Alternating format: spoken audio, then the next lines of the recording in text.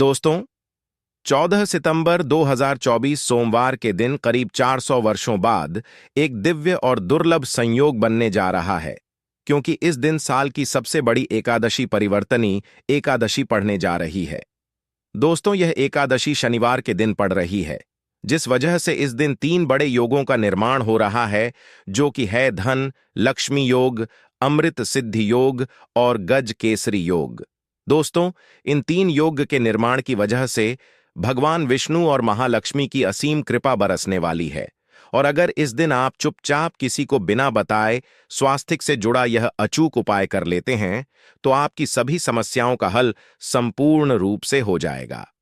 दोस्तों, एक साल में करीब 24 एकादशी पड़ती है और 14 सितंबर 2024 शनिवार को परिवर्तनी एकादशी सभी एकादशी में से सबसे बड़ी मानी जाती है। इस दिन स्वास्थ्य से जुड़ा यह अचूक उपाय आपकी हर परेशानी को कर देगा, चाहे वह धन को लेकर हो या सेहत या संतान की प्राप्ति को लेकर। इसीलिए दोस्तों, वीडियो को आखिर तक जरूर देखें। और दोस्तों, अगर आप भी अपने जीवन में भगवान श्री हरि विष्णु की कृपा पाना चाहते हैं, तो इस वीडियो को लाइक करके कमेंट में जय श्री हरि जय मां लक्ष्मी लिखना ना भूले।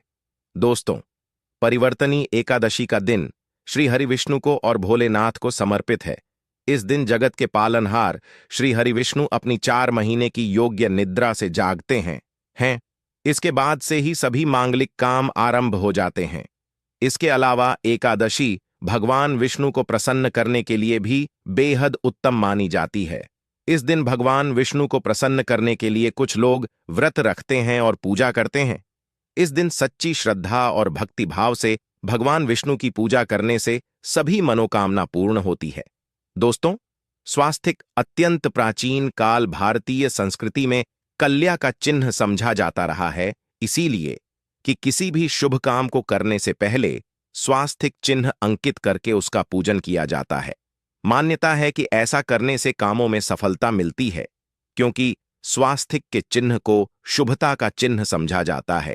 इस तरह स्वास्थिक का अर्थ अच्छा या मंगल करने वाला ऐसा बताया गया है। मेन वर्णित है स्वस्तिक सर्वदा रुद्र, अर्थात सभी दिशाओं में सबका कल्याण हो। इस तरह स्वास्थ्य एक शब्द से किसी व्यक्ति या जाति विशेष का नहीं, परंतु संपूर्ण विश्व के कल्याण या वासुदेव की भावना निहित है।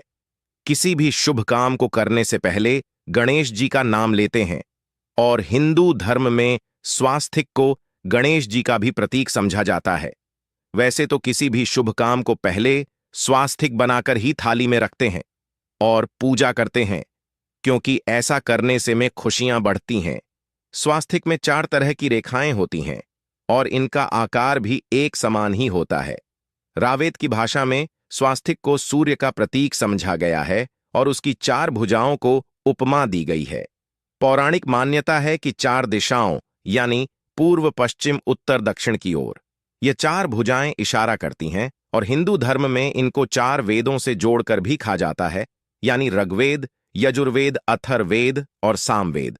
स्वास्थिक की 4 रेखा सृष्टि से रचनाकार भगवान ब्रह्मा के 4 सिरों को दर्शाती हैं, और 4 पुरुषार्थ यानी 4 आश्रम, 4 लोग, 4 देवों यानी ब्रह्मा, विष्णु, महेश और गणेश की तुलना भी की गई है। इसके मध्य में जो बिंदु है भगवान विष्णु की नाभि मानी जाती है, जिसमें से भगवान ब्रह्मा प्रकट होते हैं। और स्वास्थिक की 4 रेखाएं एक घड़ी की में चलती हैं, जो संसार की सही दिशा में चलने का चिन्ह है। यह है स्वास्थ्य महत्ता। इस एकादशी दिन घर के मुख्य द्वार पर शुभ मंगल चिन्ह स्वास्थिक स्वरूप बनाएं। आप चावल और कुमकुम की सहायता से बना सकते हैं, चावल और हल्दी के घोल से बना सकते हैं, या फिर कुमकुम यानी सिंदूर और घी, सिंदूर और तेल मिलाकर के भी बना सकते हैं। ऐसा करने से वास्तु दोष दूर हो जाता है। इससे मनोकामना हो की पूर्ति हो जाती, घर से क्लेश कलह बेचैनी दूर हो जाती है, तंत्र मंत्र क्रिया से भी रक्षा होती है। इसे शुभ काम के पहले अंकित किया जाता है, क्योंकि स्वास्थिक को मान सम्मान, सफलता और उन्नति का प्रतीक समझा जाता है। स्वास्थिक हर दिशा से देखने पर एक ही सम्मान लगता है। आपने उल्टा स्वास्थिक की देखा होगा, परंतु उल्टा स्वास्थिक के उपाय अलग होते हैं और सीधे स्वास्थिक के उपाय अलग होते हैं। अगर जीवन बहुत परेशानियां हो तो एकादशी के दिन तांबे या चांदी का स्वास्तिक प्राण प्रतिष्ठा करवाकर घर की चौखट पर लगवा दो। बाजार से अलग अलग साइज के मिल जाते हैं, उसे लाकर पूजा घर में रखकर पूजा करें। इससे घर में लक्ष्मी का वास हो जाता है। लक्ष्मी प्राप्ति हेतु चांदी का स्वास्तिक नवरात्रों में भी लगाया जाता है, परंतु सबसे अच्छा है कि सिंदूर और घी या तेल मिलाकर के यह या फिर चावल और हल्दी के घोल से बना दे के मुख्य द्वार पर स्वास्तिक बनाते हैं तो ज्यादा बड़ा मत बनाइए। 9 अंगुल से बड़ा बिल्कुल नहीं होना चाहिए, 3-4 अंगुल का बना यह उत्तम होगा।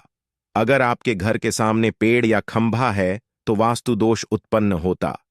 ऐसे में वास्तु दोष के प्रभाव को स्वास्तिक रोकता है। स्वास्तिक का चिन्ह देवता को प्रसन्न करने के लिए खासकर बनाया जाता है। एकादशी तिथि पर आप थाली में या चौकी पर स्वास्तिक बनाकर उस पर मूर्ति करते हैं तो देवता प्रसन्न हो जाते हैं। आप चाहे तो घर के मंदिर में इष्ट देवता के पास स्वास्तिक का चिन्ह रख सकते हैं। तो दोस्तों, स्वास्तिक के कौन कौन से उपाय घर में लाते हैं, धन प्राप्ति कराते हैं, जानते हैं इस वीडियो में। परंतु दोस्तों, उससे पहले आपसे रिक्वेस्ट करते कि वीडियो को लाइक जरूर करिएगा, दोस्तों को शेयर कर दीजिएगा। और अगर अभी तक आपने चैनल को सब्सक्राइब नहीं किया है तो चैनल को सब्सक्राइब करके बेल जरूर दबाइए। दोस्तों, इस एकादशी पर मुख्य द्वार की दहलीज के दोनों तरफ स्वास्तिक का चिन्ह बनाकर उसकी पूजा करें। स्वास्तिक पर चावल की ढेरी बनाएं और एक एक सुपारी रख दें। तो ऐसा करने से अपार धन की प्राप्ति होती है, कामों में सफलता मिलती है। इस एकादशी के दिन नहाने के पानी में तुलसी का पत्ता या बेलपत्र डालकर नहाई। यह स्नान के जल में जब आप बेलपत्र डाल देते हैं तो सभी तीर्थ स्थानों में स्नान करने सम्मान पुण्य फल आपको हासिल हो जाते हैं। आप चाहे तो मैं कुशा घास भी डालकर नहा सकते हैं। एकादशी पर भगवान श्री हरि विष्णु जी के साथ ही मां हौल लक्ष्मी और भगवान शिवा की पूजा करें। इस दिन इनके संयुक्त पूजन से आपके जीवन की सारी परेशानियां समाप्त हो जाती हैं। इस दिन आप अपने घर के पूजा स्थान पर एक में कुमकुम से स्वास्तिक बना ले। स्वास्तिक के ऊपर थोड़े से अक्षत और एक सुपारी रख दे। इसे 21 दिन तक वही रहने दे। बाद में सुपारी को उठाकर की मूर्ति के पास रख दे। 2 दिन तक यह बने रहने से आपके जीवन में कभी धनन की कभी कमी नहीं होती। इस एकादशी पर आप यह उपाय कर लेंगे तो लंबे समय तक यह आपको लाभ देता रहेगा। पितरों की कृपा पाने के लिए भी स्वास्तिक काम आता है। इसके लिए स्वास्तिक का चिन्ह घर के मुख्य द्वार के गोबर से बनाना चाहिए। इससे घर की सुख शांति बनी रहती है, पितरों की कृपा बरसती है। दोस्तों, कहा जाता है कि एकादशी के दिन पीपल की जड़ में अगर एक लोटे जल में एक चुटकी काले तिल और थोड़ी सी शक्कर डालकर जल अर्पित करें तो इससे पितृदेव की विशेष कृपा मिलती है और धन लक्ष्मी भी प्रसन्न हो जाती है। धन दौलत, सुख समृद्धि, यश मान सम्मान में वृद्धि होती चली जाती है। अगर आपकी कोई विशेष मनोकामना है, उस मनोकामना की पूर्ति के लिए आप एक विशेष उपाय कर सकते हैं। दोस्तों, कई बार लंबे समय तक हम किसी मनोकामना को लेकर चलते हैं, अनेक प्रयासों बाद भी पूर्ण नहीं हो पाती। ऐसे में एकादशी के दिन आप आसपास के किसी भी मंदिर में जाकर मंदिर की दीवार पर सिंदूर से उल्टा स्वास्तिक बना दें। मनोकामना पूर्ति की प्रार्थना भगवान से करें, जरूर पूर्ण हो जाएगी। और जब आपकी मन्नत पूरी हो जाए तब जाकर वहीं पर सीधा स्वास्तिक बना दें और भगवान को धन्यवाद दें। इस एकादशी पर भगवान श्री हरि की पूजा करेंगे तो उन्हें 2 हल्दी की गांठें जरूर अर्पित की और बाद में हल्दी की गांठ को पीले कपड़े में लपेटकर तिजोरी में रख दें। आपने पहले भी हल्दी की गांठें रखी हो है तो उसको ही पूजक वापस रख दे। दोस्तों, एकादशी पर विष्णु जी की पूजा में उन्हें केसर कमल का पुष्प के लिए गेंदे का फूल अर्पित करें। जिस थाल को आप गन्ने से बजाएंगे उस थाल में भी सिंदूर से एक स्वास्तिक का चिन्ह जरूर बना लें। उस स्वास्तिक के दोनों तरफ 2 खड़ी रेखाएं भी बनाएं। फिर उस थाली को हुए प्रभु को जगाए मंगलाचार कीजिए। यह स्वास्तिक का चिन्ह आपके जीवन की सारी परेशानी को दूर करेगा। जीवन में खुशी इस एकादशी के दिन विशेष मंत्र का जाप जरूर करें। आप मंत्र का जाप कर सकते हैं या फिर विष्णु जी के महामंत्र ओम नमो भगवते वासुदेवाय का, इसमें से किसी भी एक मंत्र का जाप कर सकते हैं। जो भी मंत्र आसान लगे उसका जाप कर ले। इस एकादशी के दिन अपनी मनोकामना की पूर्ति के लिए यह उपाय कर सकते हैं। आप तुलसी में जब जल अर्पित करेंगे तब एक लोटे में जल लेकर उसमें छुटकी हल्दी, 2-4 बूंदे दूध, थोड़ी सी मिश्री और 1 छुटकी अक्षर डालकर ही अर्पित करें। और शाम के समय तुलसी के समक्ष घी का दीपक जलाए। इस दीपक में 1 सिक्का रख दें और बाद में इस सिक्के को उठाकर संभाल के रखें। तुलसी को विष्णु प्रिय भी कहते हैं, इसलिए देवता जब जागते हैं तो सबसे पहले प्रार्थना तुलसी की सुनते हैं। वैसे यह सिक्का रोज के दीपक में भी आप डालकर दीपक जला सकते हैं। ऐसा करने से एसएस का सिद्ध हो जाएगा। फिर जब भी महत्वपूर्ण काम से आप घर से बाहर हैं तो इस सिक्के को साथ में रखकर निकले। आपको काम में सिद्ध जरूर हासिल मिलेगी। इस दिन दीपक का उपाय जरूर ही करें। एक दीपक घर के मुख्य द्वार पर अंदर की तरफ से या फिर पास के किसी मंदिर में 1 दीपक, तुलसी के नीचे 1 दीपक, अपने घर के पूजा स्थान पर इस दिन जरूर जलाए। पूजा के बाद आरती जरूर करें। आरती की थाल में कुमकुम से स्वास्तिक बनाकर उस पर फूलों की पंखुड़ी और थो अक्षत रखकर फिर दीपक जलाकर प्रभु की आरती करें, सर्वोत्तम होगा। परंतु याद रखें कि भगवान श्री हरि विष्णु को अक्षत अर्पित नहीं किए जाते, मां लक्ष्मी को अर्पित किए जाते हैं। अगर विष्णु जी को अर्पित करना चाहते हैं तो हल्दी से रंगाकर रर ही पी लें। अक्षत अर्पित करें तो दोस्तों विधि विधान से इस दिन पूजा आराधना करें, स्वास्तिक के उपाय जरूर करें और विष्णु जी के साथ ही शिवाजी और माता लक्ष्मी की असीम कृपा पाको बनाए। दोस्तों, भगवान विष्णु की कृपा के लिए इस एकादशी के दिन स्नान करते समय पानी में 1 छुटकी हल्दी डाल लें। इसके बाद स्नान करें और पीले रंग के वस्त्र धारण करके भगवान विष्णु की विधि विधान से साधना करें। इस एकादशी के दिन श्री हरिका सबसे पहले गाय के दूध से और फिर शंख में गंगा जल भरकर स्नान कराए। इसके बाद उन्हें पीले रंग के वस्त्र अर्पित कर मानता कि इस एकादशी के दिन ऐसा करने से भगवान विष्णु का विशेष आशीर्वाद हासिल होता है। इस एकादशी के दिन भगवान विष्णु की पूजा करते समय उन्हें केसर अथवा पीले चंदन या हल्दी का तिलक लगाए। साथ ही साथ भगवान विष्णु के प्रिय पीले रंग के फूल और पीले फल चढ़ाए। मान्यता है कि इस उपाय को करने से भगवान विष्णु शीघ्र ही प्रसन्न होकर भक्तों को मनचाहा आशीर्वाद देते हैं। आपके नजदीक भगवान विष्णु का मरना हो तो आप भगवान विष्णु के अवतार भगवान श्री कृष्ण की मूर्ति की भी पूजा करके इस एकादशी का पुण्य फल हासिल करें।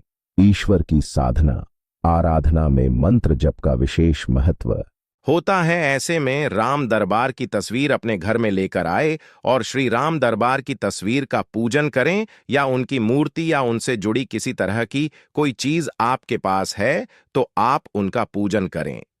सारे देवी देवताओं का आपको आशीर्वाद मिल जाता है। हनुमान जी से लेकर सीता माता, भगवान श्री राम और अन्य देवी देवताओं का भी आशीर्वाद मिल जाता है। निश्चित तौर पर अपने घर के पूजा घर में एक साथ आप यह तस्वीर रख सकते हैं। इससे आपके जीवन में राज्य योग की हासिल हो सकती है। दोस्तों, इसी तरह यदि आप अपने घर के पूजा घर में या किसी अन्य स्थान पर यदि कोई तस्वीर रखना चाहते हैं और उसे लगाकर अपने घर में लाभ हासिल करना चाहते हैं तो अपने घर में या पूजा आपको निश्चित तौर पर त्रिदेव की तस्वीर या मूर्ति एक ही स्थान पर लाकर अवश्य रखनी चाहिए। ब्रह्मा, विष्णु और महेश, इन तीनों की संयुक्त से एक साथ तस्वीर अपने घर के मंदिर में या अपने घर में कहीं भी लाकर रख देनी चाहिए। समझा जाता है कि इन 3 देवताओं के एक साथ दर्शन करने मात्र से हमारे बड़े से बड़े विघ्न और बड़े से बड़े कर्ष ऐसे ही समाप्त हो जाते हैं। इसी वजह से इन तीनों की एक साथ में तस्वीर या मूर्ति लाकर आपको पूजा अवश्य करनी चाहिए। दोस्तों, अब बात करते हैं कि कुछ ऐसी तस्वीरें होती हैं या ऐसी मूर्तियां होती हैं जिनको आपको अपने पूजा घर में स्थान ही नहीं देना चाहिए। यदि आपने इन तस्वीरों को या मूर्ति को अपने घर के पूजा घर में स्थान दिया है तो समझ लीजिए कि आपको कंगाली का सामना करना पड़ेगा या फिर देवी देवताओं की क्रोध का सामना करना पड़ेगा। दोस्तों, और एक बात बता कि मंदिर में कभी भी विषम संख्या में गणेश जी की मूर्तियां ना रखें। जैसे कि 1, 3 या 5 ऐसे रखना समझा जाता है। 2 मूर्तियों को एक साथ रखना शुभ समझा गया है। यदि आप सिर्फ गणेश जी की मूर्ति रखते हैं तो इसके अलावा किसी भी तरह की मूर्ति आपको नहीं रखनी चाहिए। दोस्तों, स्थापित करते वक्त ध्यान दें कि गणेश जी का चेहरा सदैव घर के मुख्य दरवाज की तरफ होना चाहिए ताकि आपको अच्छे और सच्चे धन लाभ की हासिल हो। और इस बात का ध्यान रखें कि घर में अंगूठे से बड़े आकार का शिवलिंग आपको भूल कर भी नहीं रखना चाहिए। सदैव एक छोटा सा शिवलिंग रखें और इससे ज्यादा शिवलिंग नहीं रखने चाहिए। दोस्तों, वैसे तो कोई अपने घर में शिवलिंग रखना ही नहीं चाहिए। उसके बाद भी यदि रखते हैं तो अंगूठे से बड़े आकार का शिवलिंग आपको नहीं रखना चाहिए। आप छोटा शिवलिंग रख दें और ध्यान रखें कि एक से ज्यादा शिवलिंग आपको भूल कर भी नहीं रखने हैं। घर में यदि आप शिवलिंग रखते हैं तो शिवलिंग के ऊपर आपको तुलसी भूल कर भी अर्पित नहीं करनी चाहिए। यदि आपने शिवलिंग रख लिया है और उस पर तुलसी अर्पण कर दी तो देवी देवताओं के का आपको सामना करना पड़ेगा। दोस्तों, मंदिर में यदि आप जी की तस्वीर रखना चाहते हैं, आप हनुमान जी के अनन्य भक्त हैं, तो बैठे हुए हनुमान जी की मूर्ति ही रखें। उन्हें शिवा का 11 रुद्र अवतार समझा जाता है, इसलिए उनकी भी शिवलिंग की तरह ही मूर्ति रखें। साथ ही जो पति पत्नी होते हैं, नए वैवाहिक जीवन की शुरुआत करते हैं, तो हनुमान जी की मूर्ति या तस्वीर को अपने कमरे में, अपने बेडरूम में आपको भूलकर भी नहीं रखनी चाहिए, अन्यथा इससे जीवन कई तरह के दोषों का सामना करना पड़ता है। दोस्तों, हनुमान जी ब्रह्मचारी हैं, तो इस आपको अवश्य ध्यान रखना चाहिए। दोस्तों, राधा कृष्णा की मूर्तियों को यदि आप जैसे अपने क्षण कक्ष में सोते हैं और उन्हें आपके बेर के सामने की तरफ रखा है कि जैसे कि आप सुबह उठे और आपको उठते ही पहले उनके दर्शन हो जाए, तो समझ लीजिए कि आपका जीवन मालामाल होने वाला है। किसी भी तरह का कोई दोहक धन की चिंता आपके जीवन में रहेगी। दोस्तों, इसी तरह यदि माता दुर्गा की तस्वीर आप अपने घर में लेकर आना चाहते हैं और चाहते हैं कि माता दुर्गा की तस्वीर के माध्यम से आप जीवन में समृद्धि देखें, तो दोस्तों, भूल कर भी आपको माता दुर्गा की क्रोधित अवस्था की तस्वीर, जैसे कि महाली की तस्वीर या फिर महिषासुर का वध करते हुए या क्रोधित अवस्था में माता लक्ष्मी की, माता दुर्गा की तस्वीर लाकर आपको उनकी पूजा नहीं करनी चाहिए। दोस्तों, सदैव और सुंदर मुख वाली तस्वीर ही अपने घर के अंदर लाकर पूजा करनी चाहिए। इसे बहुत ही शुभ और मंगलकारी समझा जाता है। दोस्तों, इस बात का ध्यान रखें कि यदि आप अपने घर में मूर्तियां रखते हैं तो आपको इन पर भूलकर टूटे चावल नहीं चढ़ाने चाहिए, और बेहतर होगा कि आप हल्दी में चावल को पीला करके ही वह चावल चढ़ाएं। किंतु टूटे हुए चावल आपको भूलकर भी माता लक्ष्मी को या अपने घर में देवी देवता नहीं चढ़ाने चाहिए। दोस्तों, इसी तरह इस बात का भी ध्यान रखें कि अपने घर के मृत परिजनों की या पूर्वजों की तस्वीर मंदिर में स्थापित ना करें। ऐसा करना अशुभ समझा जाता है, और यदि आप ऐसा लगातार कर रहे हैं तो निश्चित तौर पर आपके परिवार के ऊपर दोष लग सकता है। पितरों का भी दोष सकता है। पितरों की पूजा एक अलग स्थान पर की जाती है, घर के मंदिर में उनको स्थापित नहीं किया जाता है।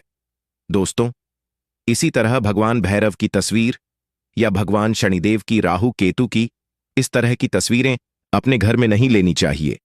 प्रतीकात्मक रूप से आप घर के पानी रखने के स्थान पर उनकी पूजा कर सकते हैं, क्योंकि इनकी साधना तंत्र मंत्र और खास पद्धति से की जाती है। घर के अंदर आप ऐसे ही इनका पूजा पाठ नहीं कर सकते। तो दोस्त, आज के लिए बस इतना ही आपसे निवेदन है कि आप हमारे चैनल को सब्सक्राइब करें और अपने दोस्तों के साथ शेयर करें। आप सभी का धन्यवाद।